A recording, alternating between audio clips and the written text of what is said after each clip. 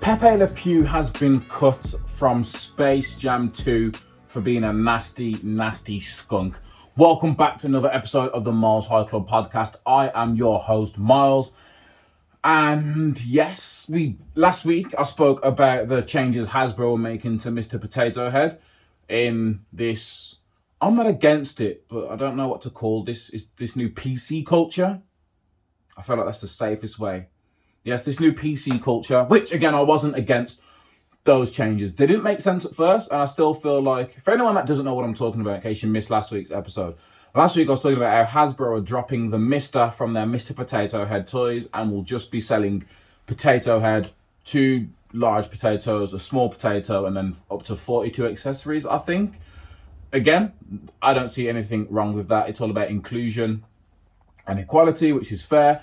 I do still think they should still be able to sell Mr. and Mrs. Potato Head because it's their toys from Toy Story. And like, if I'm someone who collects Funko Pops, for example, if I want even though that's not Hasbro, I suppose it's just Hasbro, so I have to focus on Hasbro, not what other people are doing. But surely what Hasbro would want to do is have a Toy Story collection where they can have Mr. Potato Head as seen in Toy Story and Mrs. Potato Head as seen in Toy Story, and then a create your own potato head or create your own potato family or whatever. But anyway, this week's news, Pepe Le Pew has been cut from Space Jam 2. Now, I saw a few articles on this and comments on this saying, oh, PC culture, cancel culture, snowflakes, whatever that means. People are too soft, blah, blah, blah, blah. Let's all sit down and be honest with ourselves now. And if we think back to all the times that we have seen Pepe Le Pew, as we've got older, we've all at least once acknowledged that Pepe Le Pew is a little rapey. Okay? Now, as a kid watching Pepe Le Pew, I don't think I grew up like Pepe Le Pew. Like, I wasn't just grabbing people, trying to kiss on them like Pepe Le Pew does, and like a lot of people are going to be doing on the 21st of June when England goes back to normal. But yeah, Pepe Le Pew has been cut from Space Jam 2. Now, I'm firing up the article on this because apparently they've said, there's one article that's saying that he's been cut from Space Jam 2 due to, I can't remember the way they worded it, but basically his character and the way his character acts promotes rape culture. Now, yes, he never gets the girl and he never actually, rapes whoever he's trying to get. But when you go back and watch Pepe Le Pew, it is very, like if as a man, if I saw another man doing that to another woman, if I saw a man doing that to a woman and you could see the woman looked very like cringy, get away from me, please, I'd be like, that's wrong. And I'm assuming there are a lot of women out there who have had this or have had a Pepe Le Pew-like experience with an actual human being and haven't felt the best. So, Looney Tunes character Pepe Le Pew has been removed from upcoming film Space Jam 2.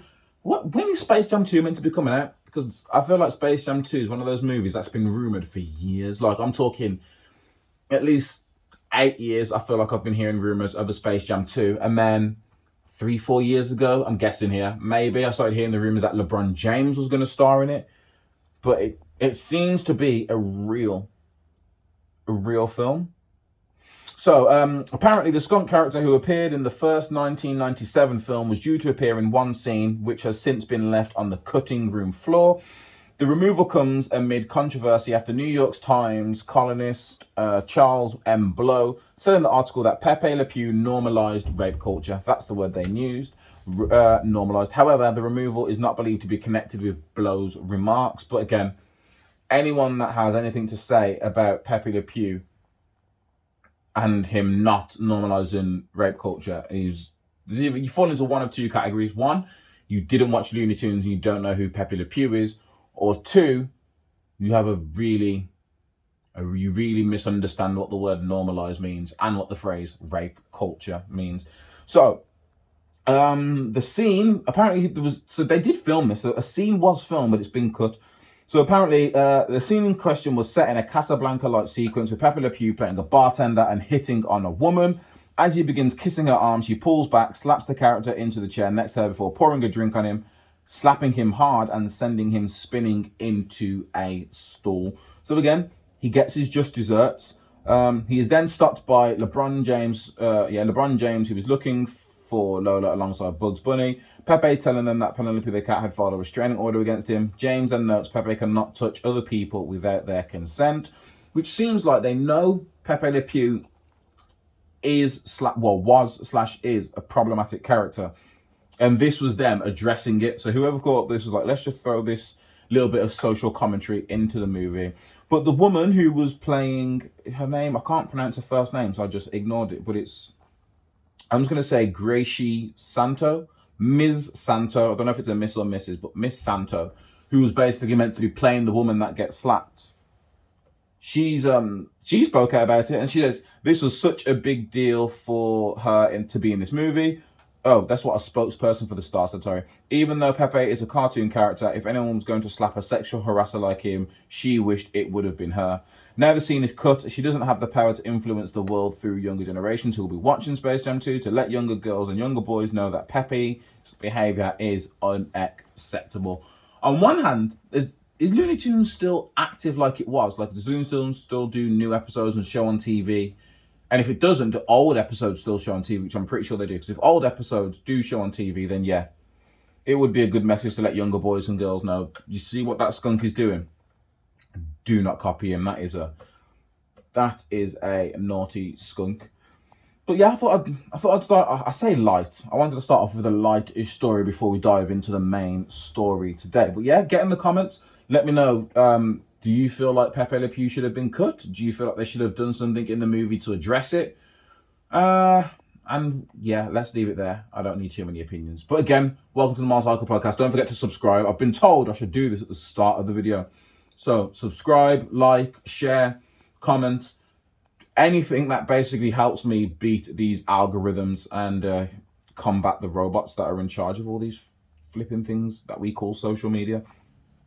But Pepe Le Pew, very controversial character, so I'm glad to see something's being done about that. We'll move on to further other controversial movie and TV show characters later on in life. I'm sure they're all going to get, I'm sure it's all catching up. It's catching up on people slowly but surely. Not a fun fact, but did you guys know, talking about it's catching up, this is where some people, I'd say this case that I'm about to explain now, it's not in my notes, it's just popped in my head.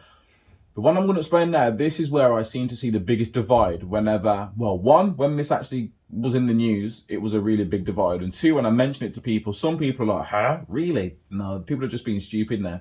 And other people are like, yeah, I can see that. But the Christmas song, I don't know what it's called. I think it's called It's Cold Outside.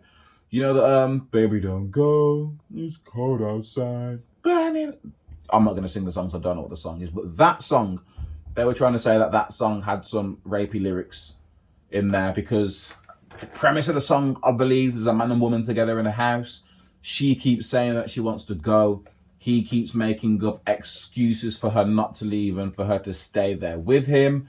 The guy that sings It's Dead Now, I think it was his daughter that came out and said something about it when people were on about removing the song from something. But, you know, like I said, it's not PC. PC's being politically correct. So I think there's a difference between being politically correct and just knowing what's wrong and what's right. But again, the word political's involved, so who knows.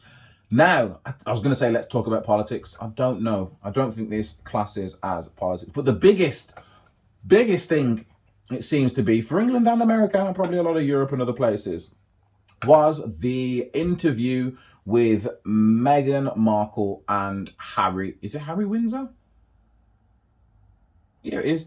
Meghan Markle and Harry's Oprah interview. This is, talk about dividing a nation. I thought it was going to be a lot more one-sided than it was. But no, it's, from what I've seen, it seems very 50-50. I am going to judge. In my head and in personal conversations, I'm judging all the people that fall on a certain side of this. But last week, Meghan and Harry sat down for a long-awaited interview with Oprah. Apparently, they tried to get this interview done a couple years ago, or they've been trying to get it done for a couple years, and blockades have been put into place. But in short, it was, what was it, an hour, 2-hour interview with Oprah. They sit down, they talk about their personal lives and what it's like being with the royal what it's like marrying a royal, what it's like being in the royals and the trials and tribulations that come with it. And Meghan and Harry kicked up a storm with this interview. I don't even know where to start with the interview. I'm not going to break down the whole interview. If you want to go and watch it, go and watch the interview. I'm sure it's probably on YouTube or somewhere by now. But I've got I've just got a few notes from, I think, everything that mainly took the headlines and some of the interesting things in this. Let's just start. Concerns. This is what Meghan said. So Meghan said this verbatim: concerns and conversations about how dark his skin might be. What she's referring to there is that there were concerns. I'm going to keep saying apparently before they die on me. But there were concerns and conversations within the royal family and the royal, I don't know what you call the royal, the firm, the institution, that were concerned and were talking about how dark the baby skin is going to be. So before Meghan and Harry gave birth to Archie, again, the royals were like, oh, I wonder how dark his skin's going to be. Now, I saw some comments, one of them from Meghan's father, saying that might have just been a stupid comment. There's no might about it. It was a stupid comment. But what's the intent and the purpose behind this? That was more than just a stupid comment. It was a 10 times more.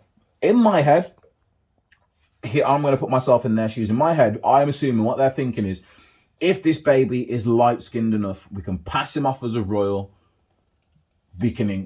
We'll embrace him. We'll white him even more to make sure that we wipe out all of his ancestral background, so he grows up believing he's white and blah, blah, blah, blah. Or if he comes out too dark, then we can't exactly have him stood on the balcony next to all of William's kids, because it's just going to look like the odd kid that's there, like some sort of Madonna adoption or Angelina Jolie's adoption of an African child. But Harry is a pale ginger white guy, and Meghan is beautiful, but she's also very light skinned. I don't think they need to. And this is how you know how backwards and just out of touch they are. Like, why are you even... First of all, look at the mom and dad. He ain't going to be dark baby. I can tell you that now. He's not going to be a dark baby. If he's a dark baby, Harry needs to start asking questions and Meghan needs to up her security. But we've seen the baby. He's light as anything. That clearly wasn't it. I don't know how people don't understand why that seems racist. A lot of people... Again, I saw something about Meghan addressing it because they were comparing this to some people, how the media was calling Kate Middleton weighty Katie as she was pregnant. But we'll get onto the media and how they treat Kate versus how they treat Meghan. What else was said? Archie's rightful title was taken away from him. So he was due to be a lord or an archduke. But as you can tell, I don't really care for the royal family. This is the most I have cared about the royal family probably ever. I can't think of a time in my life where I have actively cared about the royal family and what they are doing. This is the only time I think I've showed any interest in the royal family. But yeah, Archie's rightful titles were taken away from him. This is one that's a little, because Harry did say he wished he grew up normal, which is one of the reasons why he joined the army. Like, he joined the army and was a captain in the army rather than being a prince back at the palace like his older brother William, who's obviously the softer of the two. And yeah, it was... Meghan and Harry wanted him to have security and be protected. So apparently they wanted him to have his titles as a lord, prince, whatever the titles they are given to the baby, so that he could have security and that it be protected as he grows up and he's got someone to look after him. Because I don't know if some of you know, Meghan and Harry had that stripped away from them. I think it was last year when they were like, we will get onto it. We'll get onto it on the very next one. Harry... So, talking about Archie's title getting removed off him and Harry and Meghan wanting him to be protected, Harry said that his family literally, so this is again in quotations, Harry said his family literally cut me off financially, which was seen as a bit contradictory because he did say before that they wanted to step back as senior members of the royal family and work to become financially independent. I think what Harry's idea is, look, we're going to take a step back. We're not going to be as involved as William and everyone else. Sorry guys, that was a big yawn. I'm a little tired, but don't you worry, the energy's not going to go anywhere. So yeah, they wanted to step back, which I mean they wanted like reduced roles, didn't necessarily want to rely on being, again, a senior member of the royal family. Why? I have no great evidence, but if you were Harry and you saw how the media was treating your wife, you saw how the royal family was treating your wife, and then you remember how your royal family treated your mother, I don't think I would want to stick around them too long as well, especially if I feel like they don't like this one, just like they didn't like my mom. And again, they wanted to step back and they wanted to work on becoming financially independent. I was trying to look at all the money that these lot make. Apparently, Meghan's worth like 2-3 million. She gets over $500,000 a year just from her series that she did on, it's not Scandal, Suits. She was in Suits as an actor. So she gets paid all her royalties from that and from a fashion line and from other stuff she's done. I don't know why I'm yawning so much. Might be because it's 10:10 and I'm recording this late again. But sorry if I've made anyone else at home yawn while they are watching it. So they've got money. Harry's got money. He got inheritance. He got like a lot. I can't bother to be pocket watching at the minute. He got a lot of money in inheritance from his mother, rest in peace, Diana, that was murdered, passed away. You know the truth. Go do your research if you don't. With all that. And then you've got Meghan's mental health, which kicked off a whole nother thing. And it's Meghan's mental health. I don't want to call it a story, but when Meghan was talking about her mental health, that had so many chain reactions that it might have been this morning, but I saw the news article a few hours ago today to say that Piers Morgan's quit.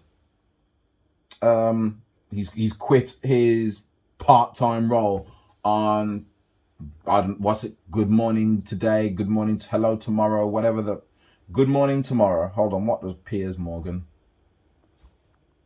Is it Good Morning, Hello? I don't watch TV, so I don't know what the fuck he's on. Good Morning Britain. Yeah, Piers Morgan leaves Good Morning Britain. Fucking good. I hope you bump into Jeremy Clarkson so he can punch you up again. But Meghan, yeah, she went on about her mental health. She was on about how she was feeling suicidal. Says that she begged for help. She has to actually go somewhere to get help. Approached one of the most senior people in the institution, but was told it's not a good look. Why I brought up Piers Morgan on here is because Piers Morgan said he doesn't believe her. He said he doesn't believe her. He said he doesn't believe anything that comes out of her mouth. He said he wouldn't believe her if she was reading the weather report. He says he doesn't believe that she approached a senior member of the royal family or a senior member of the institution and was told it's not a good look on its family, which, Piers, you are not that delusional. Like, as much as everyone hates Piers, every now and again he does pull something out of his arse and appear to be a normal, nice, non-perverted, non-biased, bigoted human being. Every other time he fails at doing that miserably. So he came out saying all of this shit. Now, if you think the royal family wouldn't want you to go somewhere or to do something because it might look bad on the royal family, you are fucking stupid. Of course it would. If Meghan, the Duchess or whatever the bloody title is, the Queen's grandson's wife, if she was to go somewhere and check into rehab or anything like that, it came out in the papers, Meghan's feeling suicidal, blah, blah, blah. It's obviously all going to fall back onto the issues that she's had with the royal family, and it's going to go back to the royal family. You'd think, Harry's wife, she's a royal, or he's a royal, she's kind of a royal. If she's going through mental health issues, surely someone in the palace would have stepped up and helped her. Then they start having hope. Then you start having conversations and more conversations. It doesn't look good for the royal family. The royal family clearly does not believe that all press is good press. Because I'm that as well. I don't believe all press is good press, or any press is good press. No, bad press is bad press. Another yawn. Christ. So yeah, that was please go and watch. I don't need to say please, actually. You don't have to. Go and watch it if you want. Don't watch it if you don't want to. But there was a lot that came out from this. You can see everyone's torn. I think I've still got it on my phone, actually. I saw a meme, And it was it said, Jesus, think about how racist the royal family is that Meghan and Harry brought their children to America. Think about that. There are multiple interviews years before Harry met Meghan of Harry in the army, the way he's growing up. There are interviews of Harry saying he doesn't like being in Windsor. He doesn't like being a royal or growing up as a royal. He'd rather stay in the army and be a captain in the army. Harry seemed like the most down-to-earth person. Where you got William seems like he was the one that was cushioned to be, he was the one that's groomed to be king. When he was born, they were like, you are going to be the next king. Charles, sorry, mate. Sorry, not sorry. I don't care about you. Whether he gets it or whether it's just going to skip Charles and go straight to William, who knows? But William was obviously the one groomed to be king. And from day dot, it's always been about him.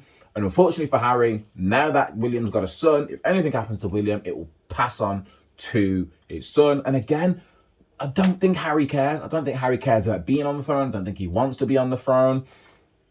Again, a lot of people on Twitter are all talking about, everyone's saying that Harry's a traitor, but the royal family allegedly murdered his mom. The boys were in isolation, so they were isolated away from the public to obviously grieve over what's happened, and they were dragged back out into the public, forced to walk down the street with their mom's coffin, just so the whole world could see how sad they were. I do not care for the royal family. Again, just look at the royal family's past. Colonization of the whole fucking world. Everyone knows about the Great British Empire. You learn about it in history.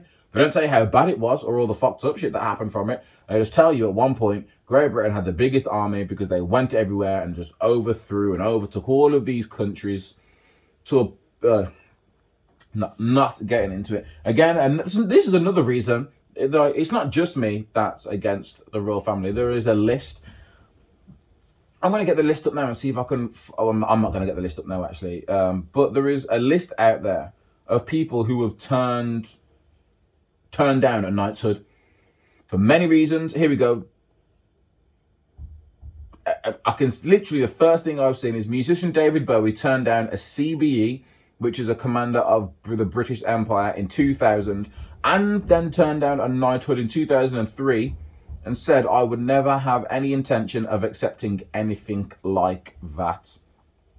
Why he said it, who knows? But hold on, here we go.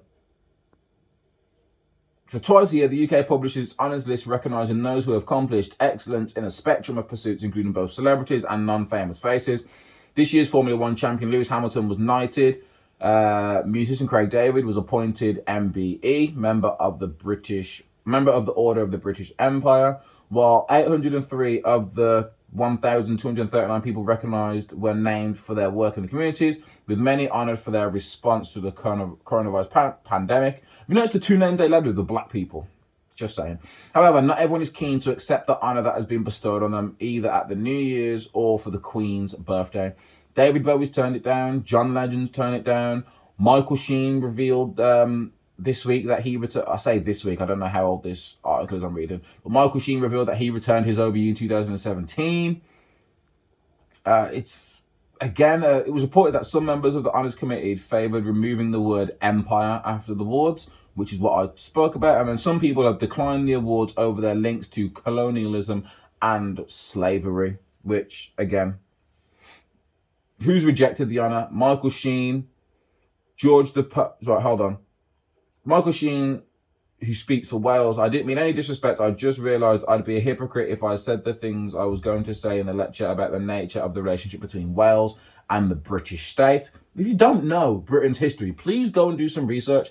Everyone fucking hates them. Everyone. Us. Them. I'm not part of it. George the Poet, he turned down MBE because of the pure evil of the British Empire. John Le Creme was inducted on a list. We don't know why he's done it. Ken Locke revealed he turned down an OBE in 1977.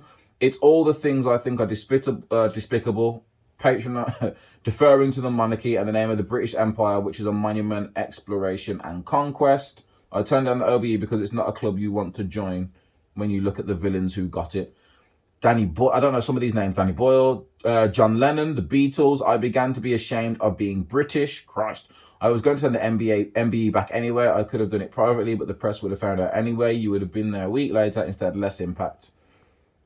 There's Benjamin, the poet, revealed he received the invitation from the Prime Minister's office. Rejected it. I am profoundly anti-empire. Me, I thought OBE. Me, up yours. I thought I get angry when I hear the word empire. It reminds me of slavery. It reminds me of the thousands of years of brutality. It reminds me how my foremothers were raped and my forefathers brutalized. David Bowie's turned it down. I'm just going to try and read some of the big names off here. But there you go. Has Elton John turned it down? I don't know if Elton John's turned it down, but his picture's there. There's a bunch of people that have all turned down things from the British Empire. You're probably thinking, Miles, why are you talking about the British Empire? Because the British Empire leads right back into the royal family. Like, who do you think was ordering around the British Empire and all these things, and who benefits the most from all the shit that they have done? Let me take a sip of this. And then, so yeah, that was the whole Meghan and Harry and Oprah interview. I read this. I saw a lot of comments of people saying, oh, with coronavirus going on and people dying, this seems a little empathetic. I don't know what the word is. I'm going to stick with empathetic. It seems a little empathetic. Basically, people are saying it was wrong for these guys to come out there and play their tiny little fiddle while there's a global catastrophe / pandemic going on. Part of me is like, I understand that, but then the other side of me is like, I don't see you moaning about anything else. I don't see you moaning about the football being on when you could be like, oh, all this time people playing football, or the money that's being made in football could be sent here. I don't hear you saying any of that. I don't hear people. All I hear is people moaning about the shops reopening. People want shops to reopen so bad. People are so, they pick and choose so much what they care about. Because the same people that care about Meghan and Harry's interview during the pandemic are probably the same people that are crawling up their walls, waiting for shops to reopen, and probably think the pandemic's a bunch of bullshit anyway. People just like to be, never mind. But yeah, the whole Meghan and Harry's Oprah interview, this then led me down a path, because I saw a comment. I was reading, is it Tom? It's Tom, the guy, Tom Malone, who used to be on Gogglebox. He's not on Gogglebox now. He's moved out with his girlfriend, and the writer said that his girlfriend couldn't be on the show, or she doesn't want to be on the show. One of the two. So Tom Malone is no longer on Gogglebox, but the rest of his family is. He uploaded a TikTok onto his Instagram, and it was like something about like the writers of Crown watching Harry and Oprah's interview. Someone got in his comments. A whole thing started in the comment section, and the person that was not talking sense did make one good point when people were trying to rebuttal what she was saying. And what her rebuttal was, there is a difference between the royal family and the media. I mean, but if we just look at the overarching thing, yes, there is a difference between how the royal media, so they should be called, how the royal family moves and how the media moves. So then I did some digging, and I was like, let's look at some of these media things. And again, I don't know, my notes say media versus black people. Now, let me stop you right there. Muslims, I'm not Muslim, so I didn't want to speak on behalf of the way the media treats Muslims compared to non-Muslims that commit the same act. We know. Listen, people with brown skin, I understand. If something happens and they're not white, especially if they're Muslim, it's called terrorism. You're classed as a jihadi. They probably assume that you shouted Allah Akbar or whatever. The amount of times you see them, apparently people have shouted that. But when a white guy does it, he's misunderstood and suffers from health. I get it. Women, again, I'm not a woman. I'm pretty sure that if you compare how men behave compared to how women how men are portrayed and how women are portrayed for the same act in media, again, it's not fair. Trans people, when I was doing this whole media versus black people, something come up about the Daily Mail. Of course, it's the Daily fucking Mail. And what the Daily Mail did, is it back in 2013? I think it said it was either 2003 or 2013. There was basically a trans teacher who was keeping his identity to himself. You got to imagine this is 10, 20 years ago now, so I can see why he would want to keep the identity to himself. The Royal Mail got a hold of this story because obviously something was happening in court. They put up a picture of this teacher, And the caption was, not only in the wrong body, but in the wrong profession as well. And then a few weeks / months later, that person, that teacher, actually killed themselves. Sorry to bring the mood all the way down, but it's just to let you know the effects of social media. So I was in the whole media versus black people. So I literally did this quick Google, and all I typed in was Meghan versus Kate. BuzzFeed popped up, and they popped up with a list of 20. I'm not going to read all 20 out here. All I'm going to do is read the ones that strengthen my argument. If you don't like it, start your own podcast, and you can do this topic. You can do all the ones that go against my argument. But it says, the headline was, here are 20 headlines comparing Meghan Markle to Kate Middleton, and that show why why she and Prince Harry left royal life, which, again, I was going to lie and say I'll put them here. No, if you follow me on Instagram, you would have seen them on my story. You've seen them on my story. So let's go through them all. Here you go. So the first one is, there is a picture of Kate Middleton. So they're side by side, the images. Both of these come from the Daily Mail. Meghan's picture is more recent. Obviously, she was recently pregnant. So her picture is from 2019, whereas Kate's is from 2018. And then, I don't know, I'm just going to read what the headlines say. I'm not going to add anything to it. This is just what the headlines say. So the headline for Kate is, not long to go, pregnant Kate tenderly cradles her baby bump while wrapping up her royal duties ahead of maternity leave, and William confirms she's due any minute now. The pictures is literally a picture of Kate with a hand on top of the belly, hand on the side of the belly, literally just her cradling her bump.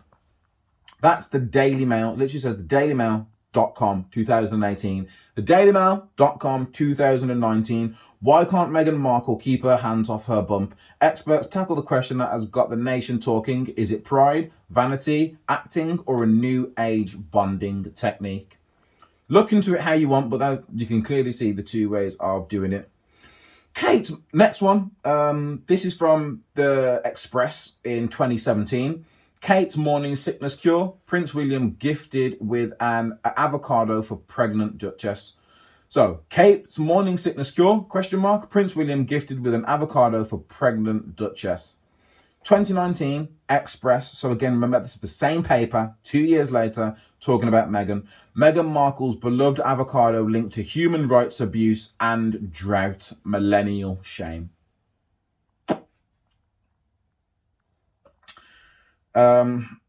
Let me just read. I'm going to read the insert from both of these. So the insert for Kate was, Prince William was given one of the green fruit wrapped up in a bow by a little boy whose mother is suffering during her pregnancy too. He said he'd take it to Kate and see what happens, and said good luck for the boy's mummy.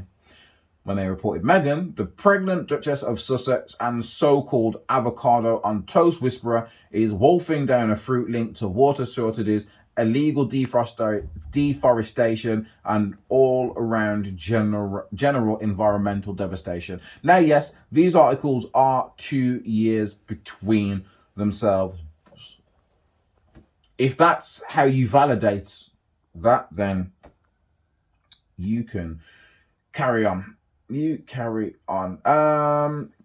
Kate and Wills Inc. or Incorporated, Duke and Duchess secretly set up companies to protect their brand, just like the Beckhams. That's about Kate, by the Daily Mail in 2014. In 2019, again by the Daily Mail, a right royal cash-in. I didn't even have to read anymore. You can already see there, but a right royal cash-in, how Prince Harry and Meghan Markle trademarked over 100 items from hoodies to socks 6 months before split. 6 months is in capital letters, by the way. 6 months before split with monarchy, with new empire worth up to 400 million. I'm not going to read any more of this, but you guys can literally see it. You can literally see it. Well, you can't see it, but you heard it. It's right there. Don't believe me? Go and do your own. Yeah, go and do your own. Raheem Sterling, he's another one. I'm not going to get too much into this because I don't really watch football, but I just see it all day come on. But again, Raheem Sterling, he's someone that actually criticised Daily Mail This is apparent. Is this a Daily Mail post? No, it's not. But Raheem Sterling has taken aim at the Daily Mail in his latest Instagram post. This is from a year ago now, I think, criticising their coverage of how he and other young black footballers spend their money compared to white footballers, and how, or white and other young white footballers spend their money as well. Again, the headline here is young Manchester City footballer 20 on 25k a week splashes out on a mansion on the market for 2.25 million despite never having started a Premier League match. What does it matter? Like, what does it actually matter? Mind your damn business. I don't know how the Sun and the Daily... That's a lie. I know how the Sun and the Daily Mail are still in business because we live in a racist country. I don't give a fuck what you lot say. We live in a racist, bigoted, sexist cesspit of a country. And unfortunately, the majority... I don't want to say the majority. I'd hope it's not the majority. But at times, it definitely feels like the majority of the country. At least 30% of the country all seem to think the same as whoever's writing these articles at these shitty tabloids like The Sun, The Express, and the Daily Mail as well. I'm working myself up. I'm not even going to go into the coverage over in America and over here when they try and compare BLM to EDL, when they try and compare BLM to the KKK. I don't have the energy. I really don't have the energy all the time to go through this. And it's one of those things, I don't know if I spoke about this before, but it's one of those things where things like BLM and why BLM's happening, I feel like it is good to talk about. I feel like you should talk about all these things, and you should talk about when someone says BLM's just like this or this or this. You should talk about it to explain why it's not. I just feel like if I have to explain to someone why they're not the same, it's a waste of conversation because I don't feel like I can change that person's mind. I don't feel like I can change that person's mind. I don't feel like they're going to listen to me or take anything in. I feel like they'd just listen to me just so they could argue and hit their reply because they're so caught up in what they believe. I will leave people to it. They can do what they want on their own. Right, bringing it back. The weekly COVID update. I didn't do it last week because one, there was no decent COVID news, and two, just like you guys probably bored of hearing about COVID, I was bored about talking about it. But this week marks the first week of the road back to normality, apparently, or the road back to the new normal. Yes, Monday the 8th. So yesterday, in the day I'm recording, kids went back to school. There was a massive sigh of relief from parents nationwide. I know not every single kid in the world was off school. I know there are vulnerable kids that were still at school, or kids whose parents are still key workers. They still had to go to school. But every kid is back to school now. So parents, you've got your TV back. You've got your living room back. You ain't got to deal with the shitty homework. Listen, you know what annoyed me about this time off is I don't know how many schools were doing this. And again, if you're a teacher watching this, by all means, feel free to message me and let me know why it happened this way. Let me know what you teachers have been doing while the kids have been off. Because some of you have been doing jack shit, okay? Don't get tricked. Well, get triggered. If you get triggered, I know what kind of teacher you were during this pandemic lockdown. You obviously weren't working. But I've been seeing about there's a bunch of kids where instead of the school teachers who have been teaching these kids and know what curriculum they're on, instead of them just sitting down and recording a session or doing what a lot of people in America have been doing and doing like the online Zoom classes. Yes, I know not everyone has a laptop, but everyone has a phone, okay? Go and take your mom's phone and go sit on your mom's phone and be part of the class. Do something. But a lot of kids have just been getting sent to like this Satchel One, it's called, this random website where it's just got random people teaching random stuff, and your kids got to sit there, watch a video, pause the video, carry out an activity, press play again. There's no interaction with these people. There's no familiarity with these people because it's not their teachers, just random people talking into the screen. But yes, kids have gone back to school. So step one, which is the only step I feel like they were always going to stick to, is done. The next step, I did the roadmap last week and was it last week I did the roadmap? If it was, I can get my notes. No, it wasn't last week. So I've already said didn't talk about stuff last week. I'm trying to see if I can get my roadmap. Yeah, so March the 29th is the next one. So the end of the month is the next time. Apparently larger groups of up to 6 people or 2 households are allowed to gather in parks and gardens, which means absolute fuck all for me because my birthday is on the 20th of March. So we're still under the strictest of lockdown terms. My daughter's second birthday is the 24th of March, which means, yes, her first birthday. I think I've explained this before, but literally last year on my birthday, they announced all pubs, gyms, restaurants were to close. I think they were meant to close at either 7 or close at 10, and that was it. They were shut.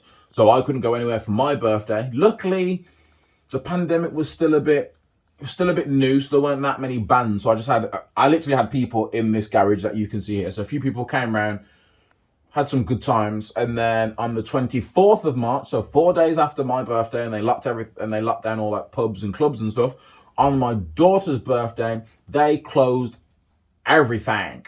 So that's when 24th, as far as I'm aware, it's either the 23rd or the 24th of March is when we went into this full lockdown. Everything is shut apart from shops. All the pasta was sold out, or the rice was sold out, or the toilet roll was sold out. What else? Everything was sold out. Flour, eggs, or not eggs, but flour was sold out. There was a lot of sugar sold out. Everything was sold out. I still don't know why. Like, I'm still trying to work out to this day. Like, there's nothing about coronavirus that people needed to go out and buy all the kitchen roll, or the toilet roll. Anti-back wipes, I understand. Flour, no. Food, no. It just didn't make sense to me. But it's that whole mob mentality.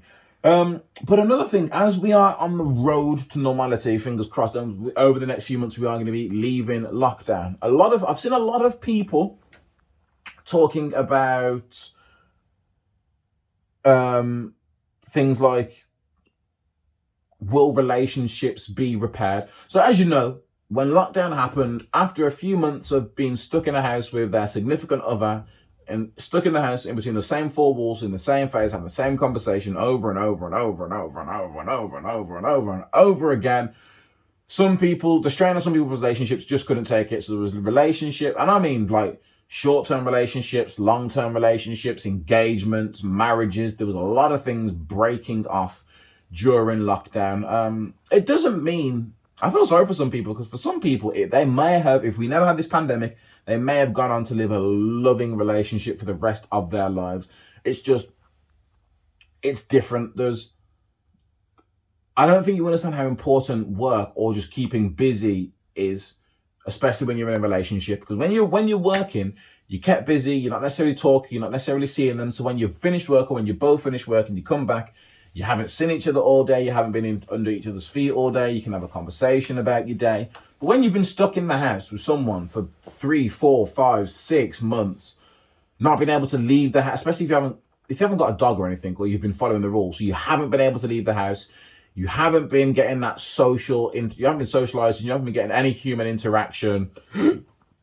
Again, people that go to the gym, anyone that had any sort of extracurricular activities, all of this stops, and you're just forced to sit in the house staring at a screen, staring at your significant other. So I understand how lockdown broke these things up. But when lockdown finishes and when it's over, like, can these relationships rekindle? This is where I need a guest. I'm working on it, guys. I'll let you know now.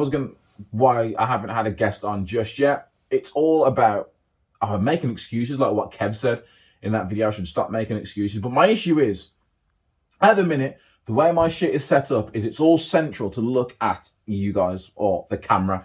Now, if I have someone on, they would sit here and I would have to sit here.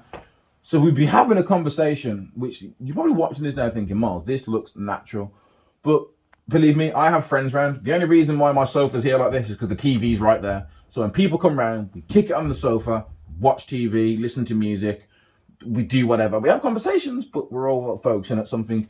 And I was saying that if we were to have a conversation here, it doesn't matter about the camera because it's meant to be a natural conversation. It's just it's a strain on your back or it's a strain on your neck sitting there talking like this. So yeah. But COVID relationships, will their relationships be rekindled? And the question I have is, yes, we saw lockdown break up a lot of relationships, but again, there was a lot of relationships started during lockdown. What about when lockdown finishes? Like, what about if there's people out there who probably rely on social interaction so much, you probably would do anything to get some sort of social interaction, especially if you live by yourself or if you live with parents, you live with friends.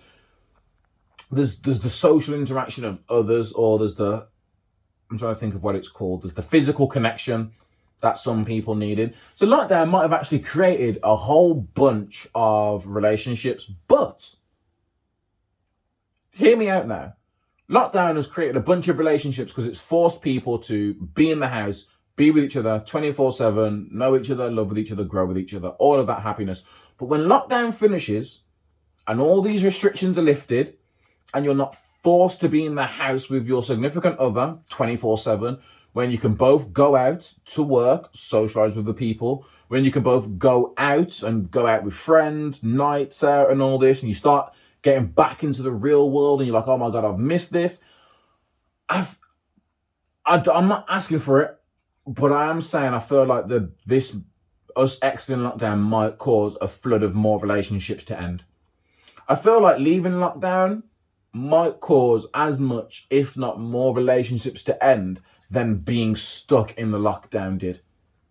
Because there are probably people who are stuck in I shouldn't say stuck. There are probably people who are in a relationship that feel stuck, but as soon as lockdown comes, breath of fresh air, you'll both be off back to work, you'll be able to go to the gym, socialize, football, whatever sports you play, whatever your extracurricular activity is. You just be able to get all that back, and that will just release that strain from your relationship. I've got my fingers crossed to all the couples out there and all the ex-couples. May the road out of lockdown or the road back to normality be a smooth one for you all, shall we say. But enough about that, enough about our concerns and conversations about whether or not a baby is going to be too black to be a royal. I know that's not what they said, but that's how I'm taking it. No more COVID. Let's get back into What's on the Box, the weekly segment where I talk about all the things. Not you guys, you still haven't commented after I was asking you all so nicely to comment on the podcast. This is just a weekly segment where I talk about all the things that I have been watching, new, old movies, TV shows, and just give you guys a rundown on whether or not you should go and watch it. Now, number one on my list, I'm really bad with names, so I'm going to get something up just so I can refer to characters as I talk about it. So the first one I want to talk about was a new film that came out this week. I believe it came out this week on Netflix. It's currently got a 6.8 out of 10 on IMDb, which I'd agree with because I would give this a 7, maybe an 8, probably a 7. I'd give it a good 7 in terms of movies. This is called Moxie. So the film Moxie is inspired by, the whole blurb for it is, inspired by her mom's rebellious past and a confident new friend, a shy teenager publishes an anonymous zine calling out sexism at her school. Now, being a guy, you don't experience these things, and we're in an English school, so we have things like uniform and bloody whatnot, which not all American schools have. So I saw the trailer for this, like, oh, I'm really interested in this. Let me watch it. And to me, it's a really good piece of social commentary. It's not forced down your throat. It's like right here in the issues put right here in your face. It's not forced down your throat, put right here in your face. I personally thought it was handled tastefully. So let's get into it. So it's all about this girl called Vivian. She's going back to school. Is it Vivian? Yeah, it's Vivian. So hold on. I need to try and find I'm going to try and find all of their names just so I can refer to the characters. I'm sure that's the main girl. I don't know her name's not in there, but the main girl's called Vivian. So yeah, you basically got Vivian and Claudia, two best friends who are going back to school. I think they're entering the 10th grade or the 11th grade. They're at school. When does it start? There's a new girl. So there's a new girl at the school now. And you've got this guy called Mitchell, who's like the head of the football team, the jock, the creep, the good-looking guy. You know the stereotype. It's they do well with some stereotypes. Like this stereotype is that when I say to you, imagine the jock, the captain of the football team, young, white, handsome, gets away with anything at the school. Him. He's the guy. He basically harasses people, and there's a new girl that starts, Lucy. There's a scene in class where they're on about a book. I can't remember what the book's called, and she basically calls out the book for being sexist and for encouraging, I think it's rape culture in the way it is. Boy Mitchell then jumps out and rebuts it, basically sticking up for the book, saying the books, there's nothing wrong with the book. You're tearing down this person's work. We wouldn't be reading this book every year and it wouldn't have millions of copies sold if it wasn't a good book. He then approaches her later on at the vending machine. She's like, will you leave me alone? He's basically coming onto her thinking he's God's gift. She shuts him down. He's like, let me buy you a Coke. She's like, no. She buys a Coke. He takes the Coke out, opens it, spits in it and gives it back to her because he's a prick. She goes to the principal. This might not be hammed up as it is. Again, I've never dealt with it. But she goes to the principal, who's a woman, to report this. She says, Michael's harassing me. She's like, we don't like the word harass because it means we've got to do things. Now, if he's bothering you, we can sort of do that. Viv then pops up and talks to that Lucy, who's the new girl. And Vivian's like, I saw what Michael did to you earlier. Just ignore him. And she's like, why should I ignore him? And she was like, just keep your head down. He'll move on to someone else. And she's like, why should I keep my head down? I'm going to keep my head up high. Women power, all this. And then what's the next one? But I'm not going to go through the film in chronological order, so I can't remember. I'm just going to go through all the scenes that jumped out to me. She goes home and talks to her mom. Her mom then talks about how when her mom was younger, she used to be rebellious. They would protest anything and everything. This gives, after seeing how the school treats their females or the women of the school, she then writes this letter. Imagine the best way, because I didn't know what a Zine was. So imagine the burn book from Mean Girls. It's kind of like that, just not as mean. It's basically a leaflet. It's like a tiny book leaflet thing that she leaves in the bathroom. And it's just got basically a bunch of stuff about the school on it, about how the school's sexist, how the school doesn't stand up for women. She then puts in there to tell everyone to write stars and hearts on their hands to show a sign of solidarity. No one knows who this is. Bunch of girls all start putting their hearts and things on there. And then later on in the movie, there's a girl who's full-figured. There's a full-figured girl wearing is it a boob tube or a crop top? She's wearing vest. It's like a vest, but comes up to just under the bosoms. She's wearing that. The teacher walks in and is like, we need you to cover up. And she's like, why? And she's like, yeah, what you wearing? And then she looks at a girl who's not as well developed as her. I think it's the nice way of saying it. And the teacher's like, yeah, but we need you to cover up. She's like, I haven't got a coat. She says, come with me. Turns out she gets sent home for what she's wearing. The person in charge of Moxie then does another one of these burns where she's asking all the girls in the school to turn up wearing the vest top to show solidarity for the girl that got kicked out. They all do it, apart from Vivian's best friend, Claudia. But what Vivian doesn't see, what we see, she's got a very strict Asian mom. I don't know if Asian has anything to do with it, but it did seem like it. She's got a very strict Asian mum who, when she tries to leave the house, her mum shouts at her in a foreign language, doesn't say what language they are. Her mum shouts at her, basically makes her go and get changed, which is why she's not showing support at the school. This then starts driving a wedge because as Moxie, which is what they called the magazine, as that starts getting bigger and more notoriety, Vivian starts hanging around with more women. Well, these are the different girls. She hangs around with like 2 girls that are on the school's football team, which we'll get into in a bit. And it puts like a sort of creates a drift between the two, but they make up at the end. There's 2 girls in there that are part of the girls' soccer team, and their whole storyline is like the men's basketball team doesn't win anything. Like they haven't won anything yet. They get this whole big rally. They get all the support thrown behind them. Whereas the girls' soccer team has won every single match. They're champions, back-to-back champions, and they still can't even get new uniform. They've got crap uniform. They can't get new uniform because all the money is dumped into the men's basketball team. What else is there? There's a transgender. I think she's transgender, or she's definitely transitioning because I didn't know it was a boy. But at one point she says, they refuse to call me by my new name. So I'm assuming she used to be a boy, but now identifies as a woman, but says the school refuses to accept that.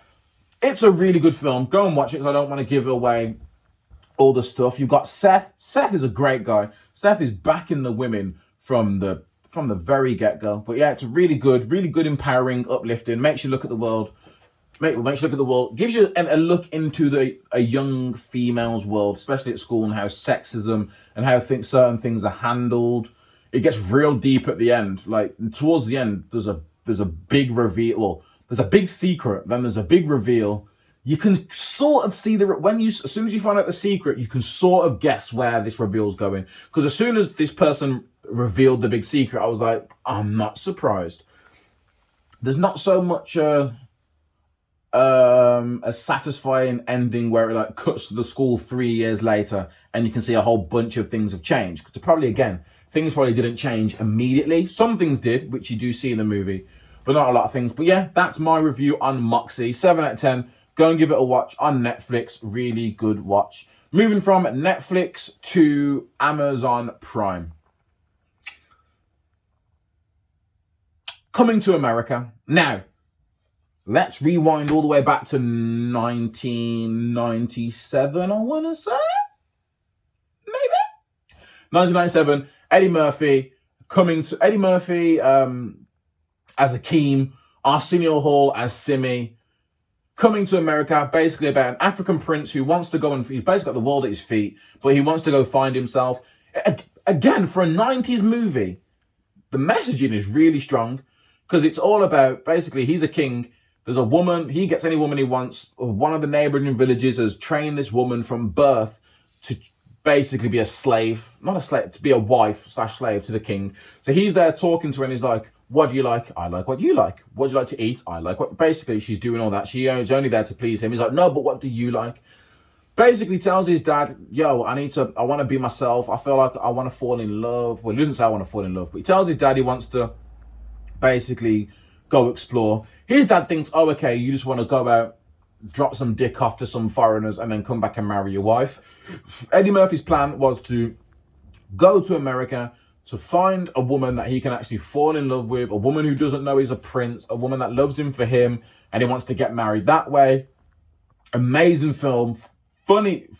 Like, I watched it again. I literally watched it again the other day because I wanted to watch number 1 just before I watched number 2. Just to, to pick up on a few things that you might forget. Number 1 it's still as funny now as I remember it being when I watched it years ago as a kid. 1997, but years ago as a kid. And then Coming to America came out. The sequel that nobody asked for. It was meant to come out, I think it was meant to come out last year, August, but probably got pushed back because of COVID and all those sorts of things. And I've seen mixed reviews about it.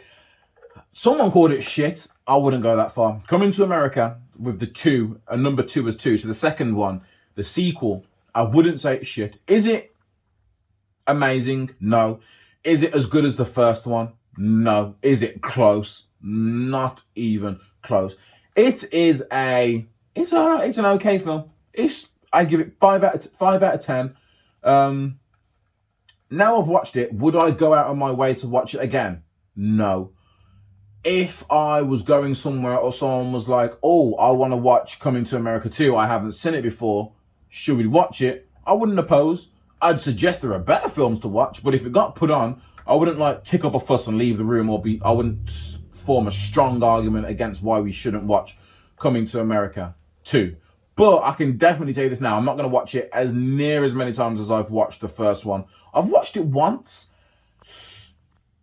The best way I can explain it is I've watched it once. It was good enough for me to watch from start to finish. I laughed at places. It's not good enough for me to go back and want to watch it again. Like there are some films, Spider-Man Into the Spider-Verse, one of my favorite movies. I watched that at least 3 times in the first week.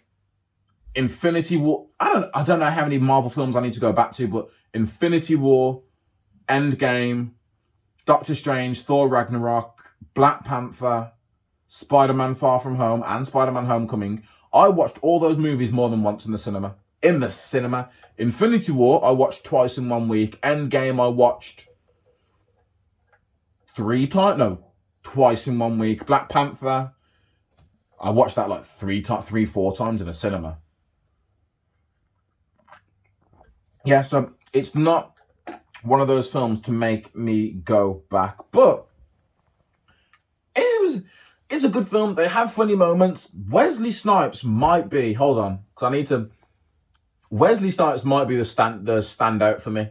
He's in it, not a lot as General, is it General Izzy? General Zimmy? Izzy? General Izzy.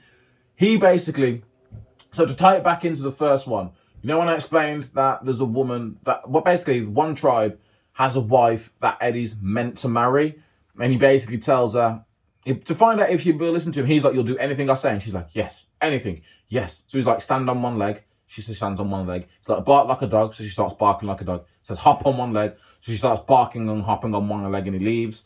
In this movie, it's a funny playback because he was the king and he told her to do something. She never stopped doing it. So she comes back in 30 years later, still hopping on one leg, still barking. It's the same actress. They did really good at getting the same actors and actresses from the first movie to reprise their role. I feel like if they didn't get the same actor, that role just wasn't available in the movie. Wesley Snipes, to me, is the standout.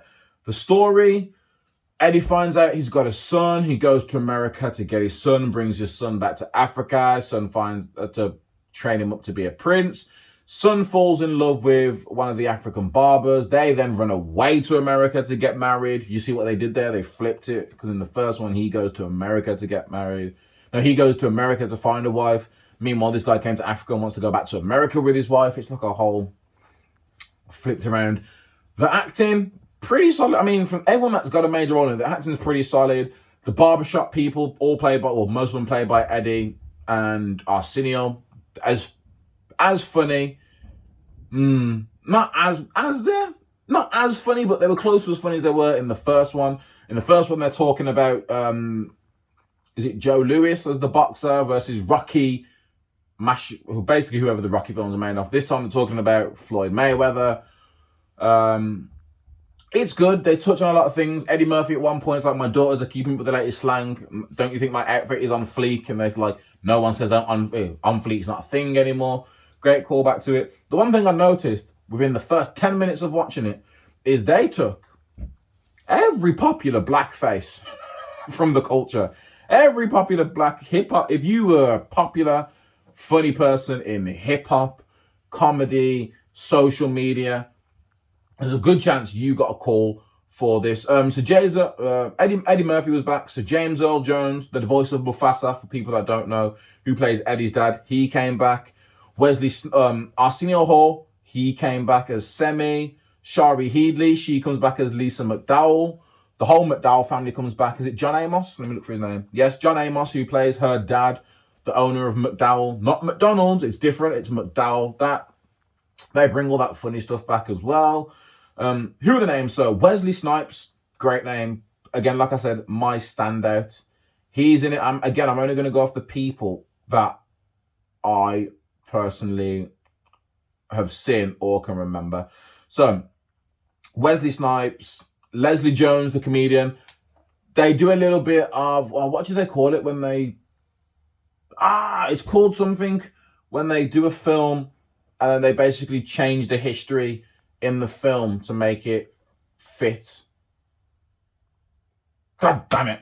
Basically, what they do in the second one is they show you a scene that wasn't in the first movie, but they're basically just put in there to make it make sense. So, because when you watch the first Coming to America, you don't understand how Eddie Murphy has a secret son, because he doesn't sleep with anyone in America at all, apart from Lisa. And even then, I don't think he sleeps with Lisa until he gets to America. But Leslie Jones is in it. She plays his son's, she plays his secret son's mom. Secret son is played by Jeremy Fowler, who I think he's a singer. He's also a comedian. He's in a lot of things, but he's a comedian. He's an actor. Again, he's a popular blackface. If you've ever watched Sorry to Bother You, he's in that. I love Sorry to Bother You, with the guy from Atlanta as well. Right, let me go through who else on it. Tiana Taylor was in it. Tiana Taylor plays Wesley Snipes' daughter. Rotimi is in it. He plays his son. Who else was in there? Michael Blackson was in there. Rick Ross was in there. Tracy Morgan's in there. Lunel, the comedian, she's in there. Morgan Freeman, I did not see that coming, but Morgan Freeman's in there. Trevor Noah, didn't see his coming either, from CNN. He was in there. Gladys Knight, and that amazing voice. Oh, she can sing still. She's in there. There's so many. Dikembe Mutombo, yes. I didn't realize it was him until he, no. If you don't get that reference, Just YouTube, no. Or just YouTube Matumbo, no.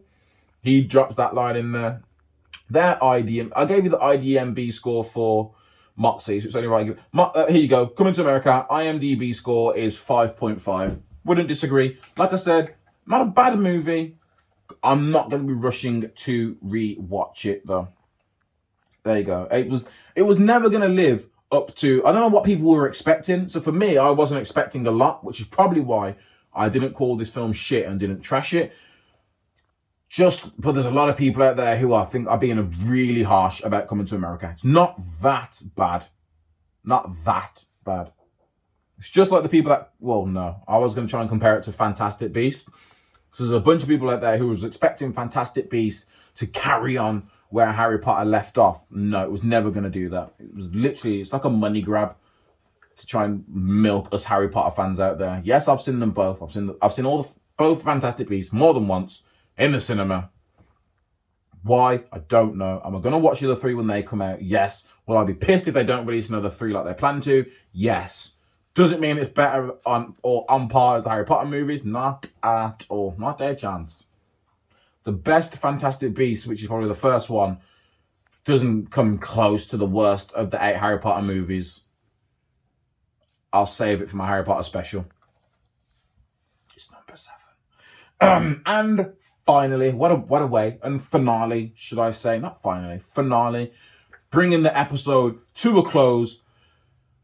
WandaVision, episode 9, the season finale. I was on the edge of my seat for the first 30 minutes.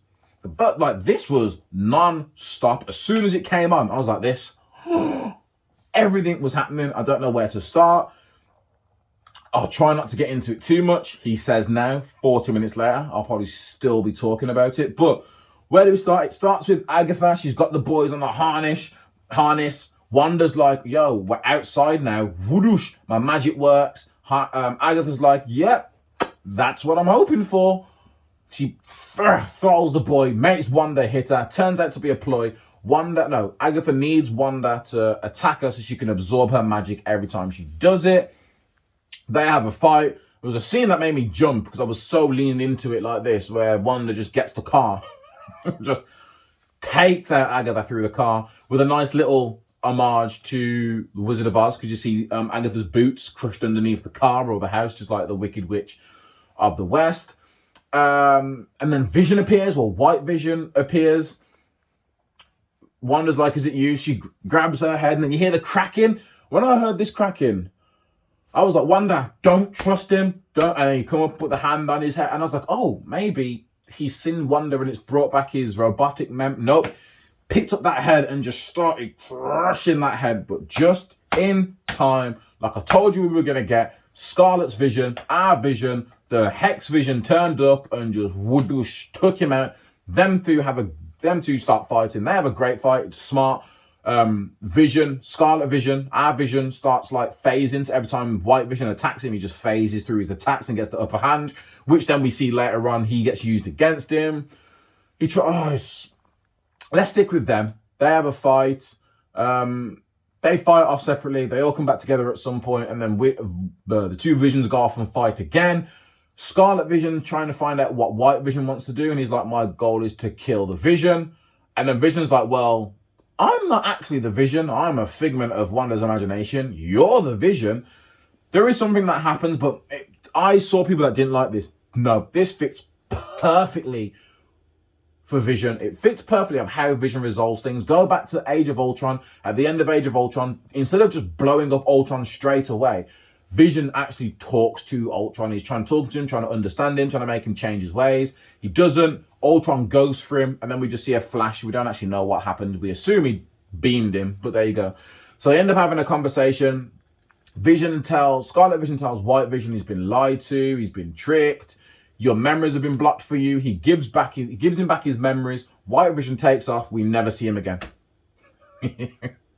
We never see him again. Question number 1, what happened to White Vision? Where did he go? What did he do? Are we going to see him again? Like, the only thing that I thought of is he got his memories back. If you got your memories back as Vision, which would end in Wakanda, what would you do? My bet is he's either A, gone back to Wakanda because he remembers Shuri was working on him, and we might get that in Black Panther 2 or somewhere else down the line, or he's gone to find Thanos, not realizing Thanos is dead. He's got his memories back, and now he's gone to find Thanos to stop him or to get his payback for pulling the stone out of his head, which is something that White Vision tries to do to Normal Vision when they have the fight scene. He does try and grab his stone out of his hand, but he gets off that, and that's the Vision storyline. Well, for now, that's the Vision storyline. Oh, dope. Again, when they're fighting in the street, you see after Vision takes out White Vision, you see Agatha and Wanda go up in the air. The camera tracks back through the window where you see Monica. I don't want to say I was let down. I will say that. I wasn't disappointed. Nothing in this series, nor this finale episode, disappointed me.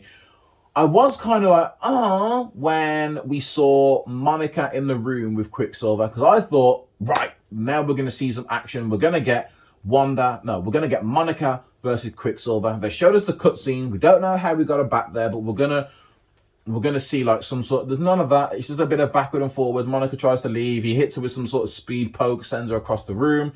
She picks up a picture. It's like, you're Ralph Boner. That's Ralph. All these little hints that Agatha was dropping throughout the season. Like, does anyone see my husband, Ralph? It wasn't Mephisto. It wasn't Nightmare. It wasn't the Grim Reaper. It wasn't Ghost Rider. It wasn't none of our conspiracies. It was just Ralph Boner, who is just some actor. He's not the missing person. He's just some actor. It's also not he's not the Petro we know from the MCU. So yes, Peter Evans, I forgot his name already.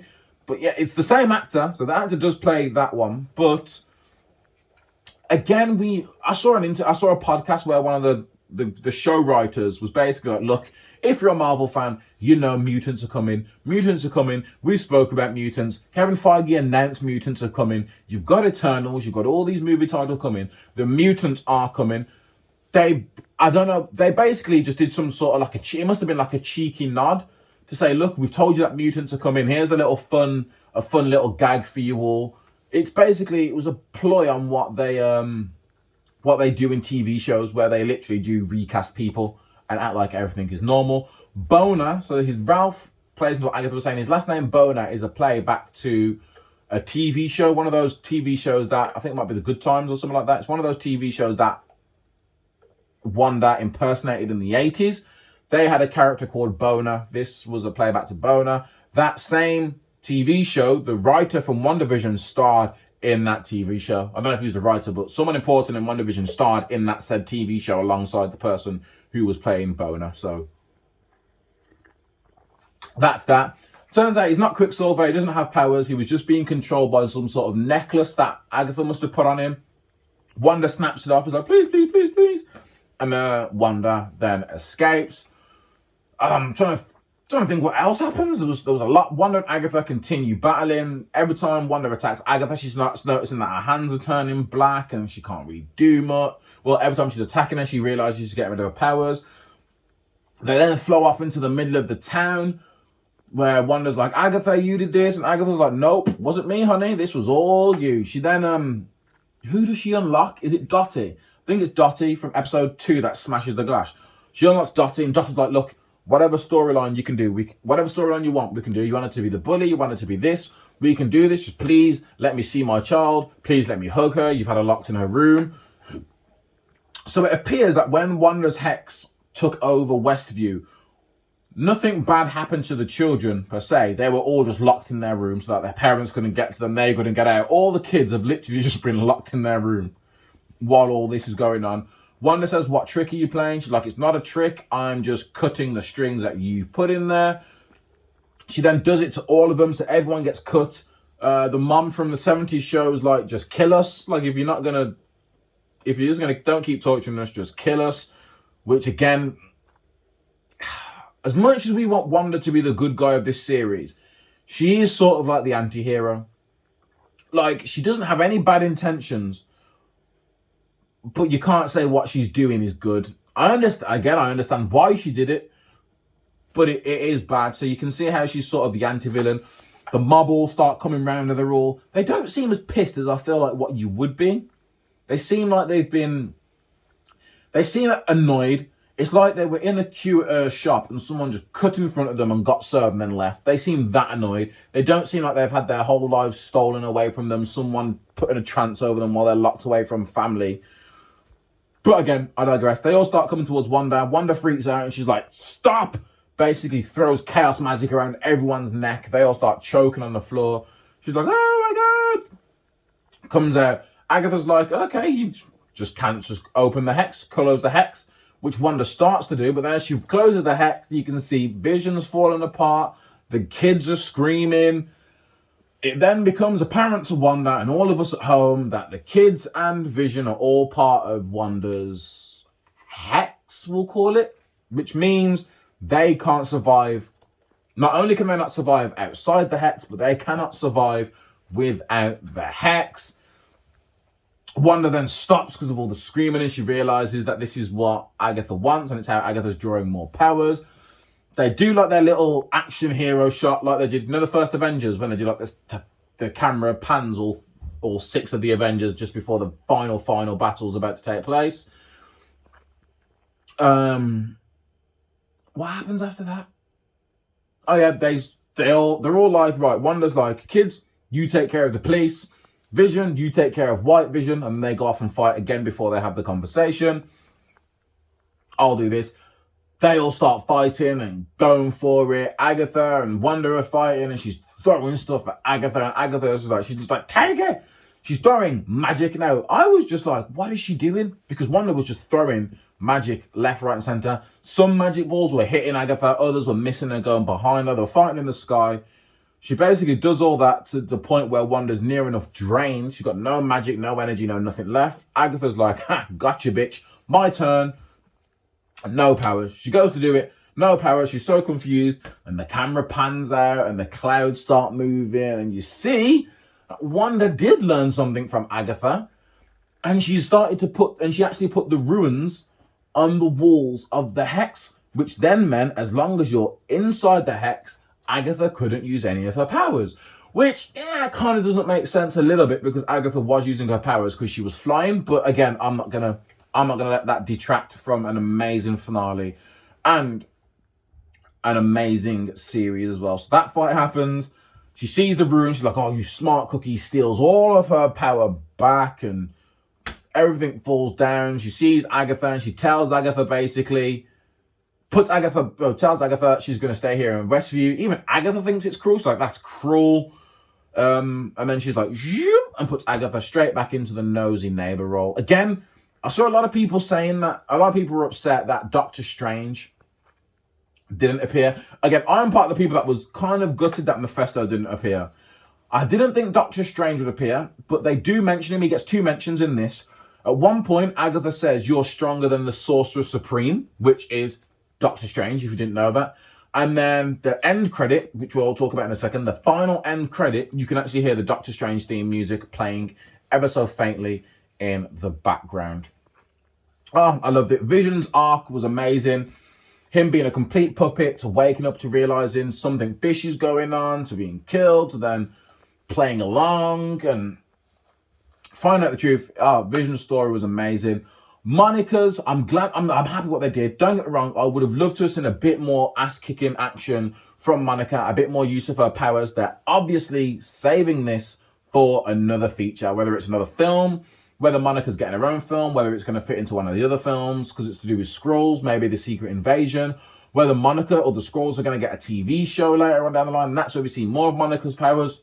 Who knows? Not to forget as well, you got to remember, coronavirus messed up a lot. I'm sure WandaVision was meant to be like the 4th release. It was meant to come out after Black Widow, after Loki, after the Captain, and meant to come up, but it ended up being the first. So that might explain a few things. We might end up watching the Falcon and the Winter Soldier and Loki. We might see more actors who played characters in the Fox's X-Men turn up as completely random characters, just the same actor in these ones as well. So I wanted to see more of Monica, but again, this is the first time they've done a TV show. The TV show is about Wanda and Vision. It's not about Monica. They tease us enough with her powers. She's going to get her own story, fingers crossed. The boys, I wish I'd seen a bit more of the boys, but again, that would have just broke my heart even more, considering what happens at the end of the episode. But Wanda's like, you deal with the police, and they literally just speed around. Well, Wiccan freezes them all. Speed around, takes all their guns and handles them that way. Monica carries on dealing with Wanda carries on dealing with Agatha. Hayward, the prick, turns up in his car, jumps out of his car, points the gun at children. Now, regardless of what he thinks about these children, he's aiming a gun at children and just starts shooting. He just lets that hammer sing. But to the rescue, just giving us a glimpse of her power, super speed Monica just zooms in front of the kids. And her power in the comics is something to do with absorbing light or absorbing energy, something like that. But the bullets, like, she has like this orange glow sort of thing. The bullets pass through her. But as they pass through her, they literally slow down to the point of when the bullets come out of Monica, they just drop. And then another bullet, Hayward goes for the head. This is all in slow motion, so whether or not, I don't think Hayward realised Monica was in front of him as he was dumping. But he fires that last shot, it goes for the head, Monica moves, and the bullet just stays there. And it's because Wiccan's just using his telepathy, I think it's telekinesis, whatever power he has, to drop the bullet. Hayward sees that. There's like a look in his face as if to say, oh shit, Monica has powers. What the fuck? I don't think he knew that Monica had powers. And I must have been talking with my hands a lot the past 13 minutes and 2 seconds, considering my watch has just told me that my automatic workout has now finished. I'm a very handsy person when I talk. Apologies if you're watching this. But yeah, Hayward then runs off, gets into his car. And this is when I thought, that's right, we're going to see Monica pick the car up with one hand or crush the car so we can't get out. I wouldn't say it was better, but it wasn't worse. It was on the same level of that. He gets into his car. Here comes the last minute ex machina, the last minute save. He looks to his left before he's about to move. Here comes Darcy in the ice cream truck, crashes into the side, blocks him in. He can't move. He can't go nowhere. I'm stuck. That was great to see. Darcy gets back in the nick of time to help save the day. Everything gets resolved. Things get resolved. Jimmy turns up with his FBI and OSPS, RSPC, TLGBT people to help save the day. They arrest everyone that's been naughty. I don't know what happens to this, because Hayward's going to get arrested. Because obviously what he did was illegal. What about the participants of Sword that were with him? Like, are they going to say, I didn't know what was going on? He was the director. I was just following orders. A lot of them can't say that because a lot of them were there when he lied to Monica, Darcy, and Jimmy about Wanda ransacking or storming the building and stealing stealing Vision's body. Now, we all know that not to be true. I still don't know. Well, his plan was to obviously bring Vision back online. He does reveal it to Jimmy at some point. When they're in the thing, when Jimmy comes in and he's like, what are you going to do? And he's like, no one's going to care when they see Vision come out and Wanda dead. They'll all praise me and thank me for bringing back their most valuable asset. Jimmy steals the phone, picks the locks. Again, something I'm assuming he learned from Ant-Man. Just like the magic trick he learned with the card. Calls his buddies. They come in at the last second as well. And then it gets emotional because everything's over. People have been arrested. Everyone's rushing in. Police are pulling up and Monica's like, peace. So Monica skedaddles. Oh, we see it again. Yeah, I missed the whole reveal of when she gets all of her powers back after showing the runes, absorbs all the power of Agatha, and then the crown forms and the outfit's there, and the Scarlet Witch is officially in the MCU looking great. She looks fantastic. She then flies off back to Westview, I think. She's with the family, with the boys. She's talking to the boys like, right, boys, time for bed. Has such an emotional conversation with Vision about their love for each other and how they've got to move on, and how Vision understands that she has to do what she has to do. And that hex, she starts shrinking the hex. So the hex is shrinking. As it overpasses, everyone's returning back to their normal lives. She sends the boys to bed so that they're asleep when it happens. And it closes in on their house. The boys, they're gone. She's there holding on to Vision. Vision starts disappearing. The last thing he sees is his head. He goes and she's just stood back in the plot of Westview. Oh my, the last 2 episodes, They set up the emotion and hit it right out of the park, right in the feels. I mean, it was not quite up there. It was up there with the Dustin. When like when you were just caught up in the moment watching Infinity War, and it wasn't anyone, it was Spider-Man. When Spider-Man's like, Mr. Stark, I don't feel too good, and holds him, and it's like, I don't feel too good, and he dusts. Oh my gosh. And Groot's dusting, and he looks at Rocket, and he's like, I am Groot. And apparently, they said that actually translated to him saying dad. So Groot was calling Rocket dad. Oh, that was emotional. This was up there. All that pain from losing she lost her parents, then she lost her brother, then she lost her lover. All of that pain drove her to create this hex, which attracted a witch and had her enslaving people. Then her ex-boyfriend was reanimated and sent to kill her. And oh my life. WandaVision went through it. Well, Wanda went through it. And back to the cutscene. First cutscene goes to I don't know where it is, like the town centre of Westview, I guess, where the main fighting happened towards the end. Police officer comes out, says, Monica, they want to see you in the theatre. They both walk into the theatre. I thought it was some sort of trap because there's no one in the theatre when they get in there. But then she turns around, the policewoman shapeshifts back into a Skrull and says something along the lines of, he wants to meet you, but he heard you were grounded. And she doesn't say who, which pissed me off. I was like, who the fuck are you talking about? And then she says where, and then she just looks up or points up as if to say, you need to come out of space. Could be Nick Fury, because we did see him on the spaceship with all the Skrulls at the end of Far From Home, I think it is. It could be some big important Skrull. They're the only two options I've got. No one else. Could it be he? Someone who Monica knows as well. They said he. They used the pronoun game, which means Monica knows who this he is, because she didn't have to ask who's he. She just said where. Again, that was a T. It was enough to be satisfied by as an end credit, and it was enough to have me asking more. Who's he? Where's where? Why does he want to go? Why does he need to speak to her? How did he find out she was grounded? If he knows she's grounded, why didn't he just go to her? So many questions. And then we got the second end credit, which looks like Wanda sat in a cabin in some snowy, cold-looking mountains. I don't know what she's doing. She's sat on a step drinking tea, I guess. And then the camera zooms past her, zooms into another room where we see, and I think it's an astral projection of her as the Scarlet Witch, just flicking through the Darkhold book, learning up all those secrets, which is going to set up an amazing fight. I'm calling it now. The fight between Doctor Strange and Wanda in Multiverse of Madness is going to be a crazy one. Why do I say that? Well, as she's flicking through the Darkhold book and you can hear the Doctor Strange music, you then hear her kid saying, Mommy, Mommy, help, Mommy, help. And then Scarlet's eyes open and it cuts to black.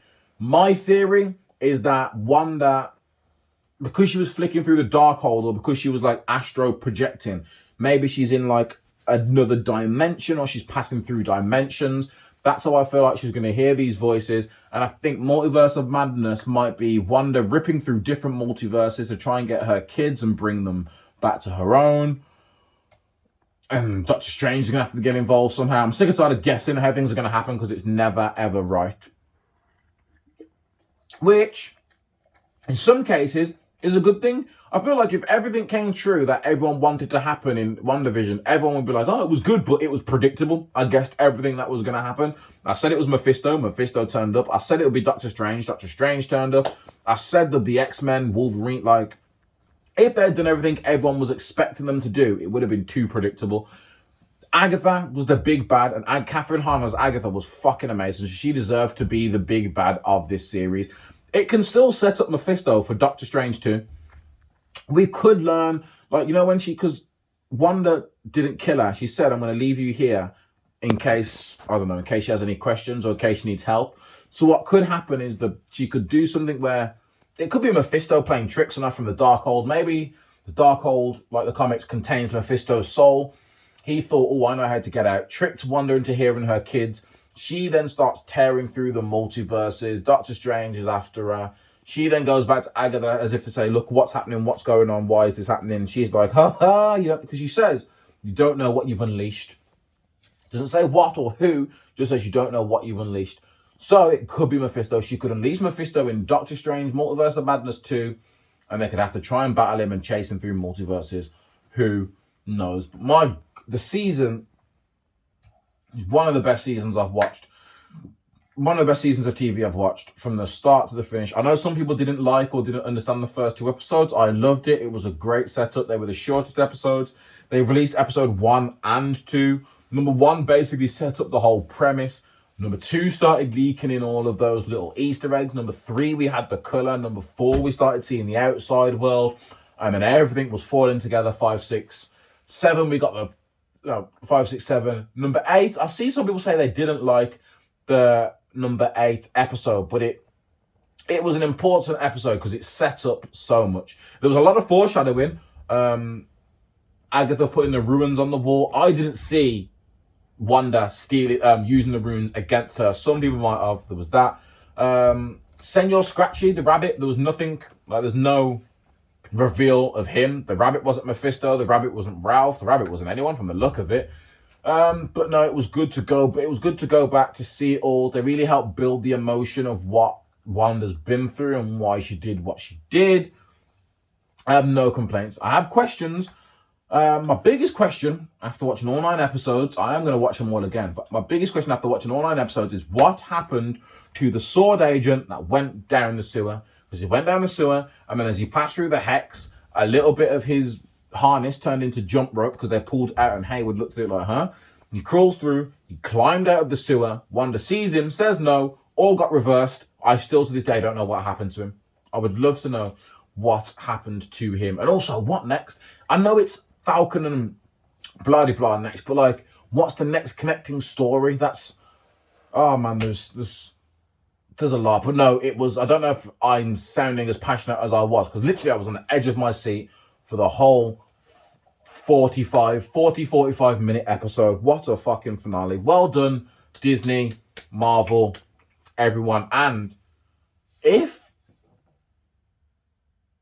I have to give it to one person, oh no, leading actress, leading actor, whatever it is, if Elizabeth Olsen doesn't at least get a nomination, an Emmy, an Oscar, a Tony, whatever they give to these TV people, if she's not at least nominated for Best Actress and Catherine Hahn nominated for Best Supporting, something is wrong in this world, because Elizabeth Olsen crushed this role.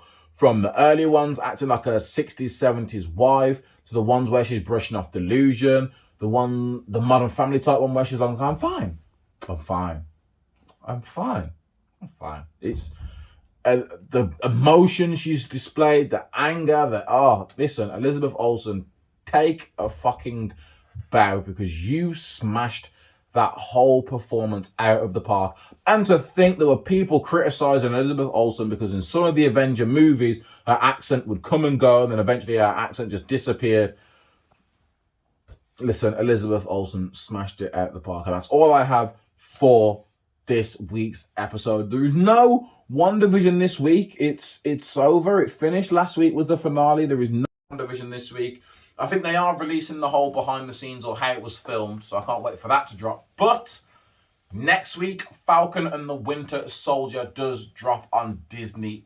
So I feel like this middle bit of the year, or the start to middle bit of the year, has got so much MCU, so much Marvel for us to catch up on for all the stuff that we would have missed that didn't come out this year. Falcon and the Winter Soldier. Can't wait. I'm sure I'm sure Black Widow's meant to drop at the end of March as well. So fingers crossed they still do drop Black Widow. Oh, but guys, as always, thank you very much for rocking with me. Don't forget to subscribe. Please subscribe. I'm still on 71 subscribers, which I'm just going to assume the 9 of you that watched the episode watched last week's episode are already subscribed, and that's why my subscribers haven't increased.